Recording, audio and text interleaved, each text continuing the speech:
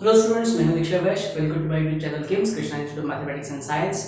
ये हमारा third video है regarding linear equation in two variable. तो इसके पहले दो पार्ट्स हम लोग देख चुके हैं। अगर आपने उन दो पार्ट्स को नहीं देखा है तो डिस्क्रिप्शन में मैंने लिंक प्रोवाइड किया है, वहां जाकर आप उनको देख सकते हैं। तो चलो स्टार्ट करते हैं इसका थर्ड पार्ट, जिसमें आज हम पढ़ने वाले हैं सब्स्टिट्यूशन मेथड। सो सबसे पहले सब्स्टिट्यूशन का मतलब क्या होता है स्टूडेंट्स, देखिए। तो सब्स्टिट्यूट का मतलब होता है किसी एक की जगह पर किसी दूसरे को यूज करना या किसी दूसरे को अप्लाई करना। तो हमारे चैप्टर में हमारे पास दो वेरिएबल्स है, तो हम किसी एक वेरिएबल को दूसरे वेरिएबल की जगह पर अप्लाई करेंगे और उस हिसाब से हम हमारे इक्वेशन को वन वेरिएबल में कन्वर्ट करेंगे। अब ये कैसे होगा और इसका एग्जैक्ट मीनिंग क्या होता है, तो चलिए हम प्रॉब्लम में देखते हैं। यहाँ पर मैंने एक प्रॉब्लम बोर्ड पे लिखा है जिसमें दो इक्वेशन है, x + 7y = 10, 3x - 2y = 7।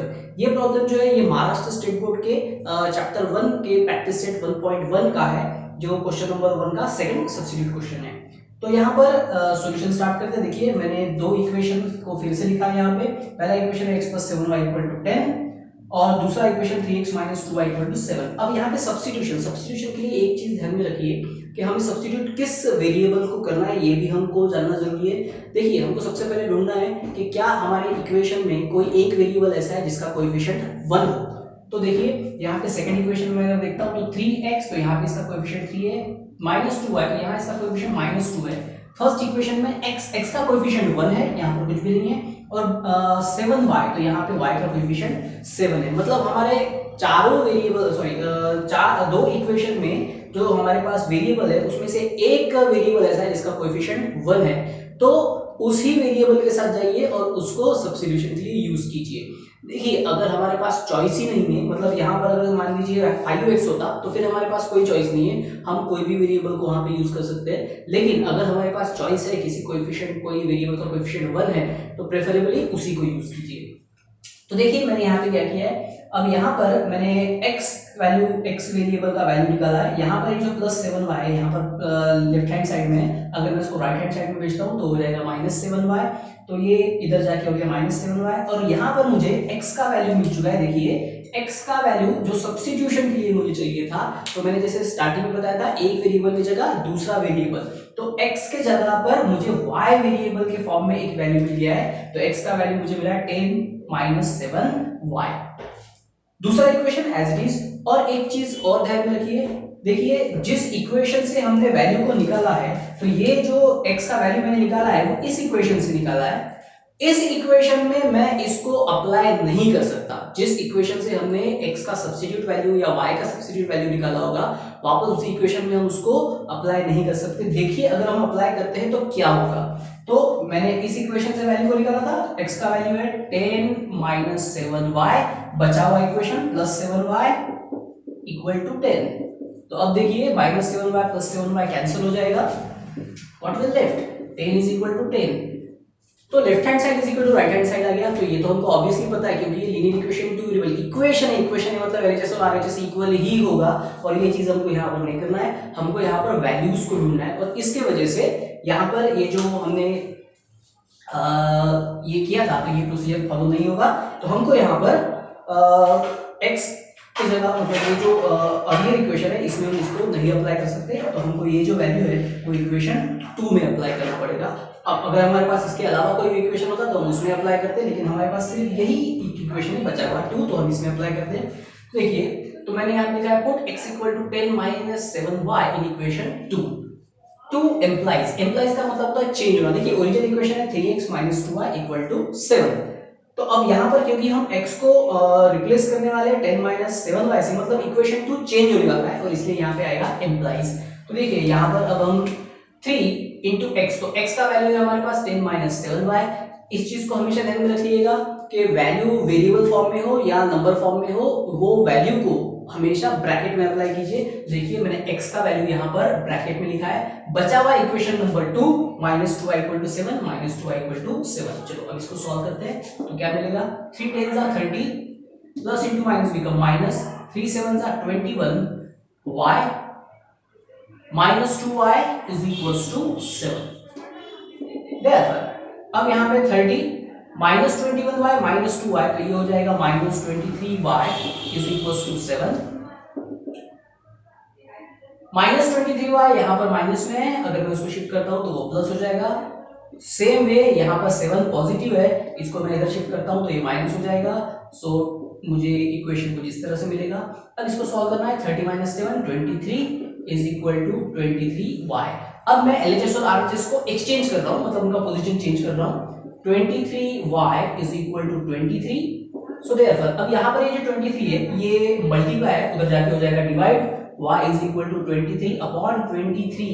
23 one 23, 20 one 23, तो ये हमको मिल गया 1। Therefore y is equal to 1। तो यहाँ पर देखिए मुझे y का वैल्यू मिल चुका है। अब देखिए ये y का वैल्यू मैं दो में से किसी एक इक्वेशन में अप्लाई कर सकता हूँ। देखिए पहले मैंने कहा था कि जिस इक्वेशन में से हम सब्स्टिट्यूट वैल्यू निकालेंगे वेरिएबल का, वो हम उस इक्वेशन में अप्लाई नहीं कर सकते, हमको दूसरे इक्वेशन में अप्लाई करना पड़ेगा। लेकिन यहाँ पर y का हमने वैल्यू निकाला है, यहाँ ये y का जो वैल्यू है ये नंबर फॉर्म में, वेरिएबल फॉर्म में नहीं है, इसलिए इस वैल्यू को हम कहीं पर भी रख सकते हैं, किसी भी इक्वेशन में रख सकते हैं। तो मैं यहाँ पर मुझे इक्वेशन 1 ज्यादा इजियर लग रहा है, तो मैं y का वैल्यू इक्वेशन 1 में अप्लाई करता हूँ। So put y equal to 1 in equation 1। तो 1 एम्प्लाइज, तो देखिए x is equals to 10 minus 7y, 10 minus 7y। तो यहाँ पर y का वैल्यू मेरा 1 है, तो मैं y को चेंज कर देता हूँ। और मैं जैसे पहले कहा था कि कोई भी वैल्यू अगर हम अप्लाई कर रहे हैं तो उसको ब्रैकेट में यूज करना है। So therefore x is equals to 10, 7 into 1 7, therefore x is equals to 3, 10 minus 7 3। तो देखिए हमको जो रिक्वायर्ड था वो मिल चुका है, x का और y दोनों का वैल्यू हमको मिल गया है by using the substitution method. और यहाँ पर हम फाइनल आंसर को इस तरह से लिखते हैं, x equal to 3 y equal to 1 is solution of linear equation in two variable or simultaneous equation।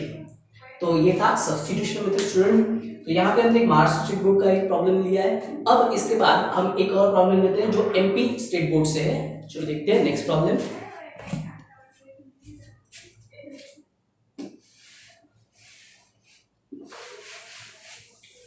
Student ये नॉन एडिटिंग वीडियो है, इसमें कोई भी एडिटिंग नहीं किया है, इसलिए मैंने पहले भी कहा था बाकी की वीडियोस में भी पहले कि थोड़ा इरेज करने में मुझे टाइम लगेगा। चलो तो MP स्टेट बोर्ड का जो प्रॉब्लम है वो कुछ इस तरह से है, x plus y equal to 14, x plus y equal to 14 और दूसरा इक्वेशन है x minus y equal to 4, x minus y equal to 4। ये प्रॉब्लम जो है ये MP स्टेट बोर्ड से है, जिसमें एक्सरसाइज 3.3 का ये क्वेश्चन है, क्वेश्चन नंबर 1 का फर्स्ट सब्स्टिट्यूट क्वेश्चन। ओके तो सॉल्यूशन। अब देखिए यहाँ पर एक एडवांटेज है, यहाँ पे चारों के चारों जो कोएफिशिएंट हमारे पास है वो 1 है। देखिए दोनों इक्वेशन में x plus y मतलब दोनों के कोएफिशिएंट 1, x minus y यहाँ पे कोएफिशिएंट +1, यहाँ पे कोएफिशिएंट -1। तो यहाँ पे चॉइस करने की जरूरत नहीं है कि कौन सा वेरिएबल यूज करना, कौन सा इक्वेशन यूज करना पड़ेगा, कोई भी इक्वेशन यूज कर सकते हैं और किसी भी वेरिएबल को यूज कर सकते हैं। चलो तो यहाँ पर मैं x plus y equal to 14 ये हमारा इक्वेशन है। तो पिछले वाले प्रॉब्लम में हमने x को सब्स्टिट्यूट किया था, इसमें हम y को सब्स्टिट्यूट करते हैं। y is equal to, तो x यहाँ पे पॉजिटिव है तो जाके हो जाएगा नेगेटिव, 14 माइनस x, ये हो गया इक्वेशन 1। और इक्वेशन 2 हमको दिया है x minus y equal to 4, equation number 2। फिर से प्रोसीजर वही रहेगा। अब y का वैल्यू मुझे पुट करना है, सो put y is equal to 14 minus x in equation 2। जैसे कि हमने पहले देखा था, जिसमें से हमने वैल्यू निकाला है वेरिएबल का उसमें हम नहीं रख सकते, मतलब मैं अर्लियर इक्वेशन में नहीं रख सकता, तो मुझे इक्वेशन 2 में रखना पड़ेगा। 2 एम्प्लाइज, तो यहाँ पे देखिए इक्वेशन 2 है x minus y, तो x माइनस, अब y का वैल्यू मुझे रखना है, तो y का वैल्यू है 14 minus x is equals to 4। तो देखिए मैंने कहा था कि हमको ब्रैकेट में ही वैल्यू लेना है। अब ब्रैकेट का एडवांटेज देखिए क्या होता है, so therefore x minus into plus become minus 14, minus into minus become plus x equal to 4। अब देखिए अगर मैं यहाँ पे ब्रैकेट नहीं लेता तो ये वैल्यू स्टूडेंट कुछ इस तरह से लिखते हैं, तो ये इसमें साइन का एक प्रॉब्लम होता है, माइनस 14 और माइनस x। तो यहाँ पे अगर आपका थोड़ा भी ध्यान इधर उधर रहता है तो आपके माइनस की प्रॉब्लम्स हो सकती है, जिसकी वजह से हमारे आंसर गलत हो जाएगी। तो ठीक है, हम अब बचे प्रॉब्लम को सॉल्व करते हैं। देखिए x प्लस एक्स हो जाएगा 2x, ये माइनस 14 है, उधर जाके हो जाएगा plus 14, so 4 plus 14, so therefore 2x is equals to 18, और यहाँ 2 मल्टीप्लाई है, उधर जाके हो जाएगा divide, so x is equal to 18 divided by 2, so 2 1 जा 2, 2 9 जा 18, तो हमको x का वैल्यू मिल चुका है 9। अब ये x का वैल्यू हम किसी भी इक्वेशन में रख सकते हैं, सो बेटर है हमारा equation number 1, put x equal